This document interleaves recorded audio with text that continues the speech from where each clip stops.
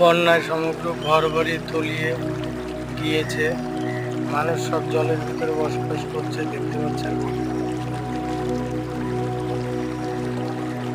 এখন অসহায় দরিদ্র মানুষ সব বন্যায় সমস্ত দিকে তলিয়ে গিয়েছে।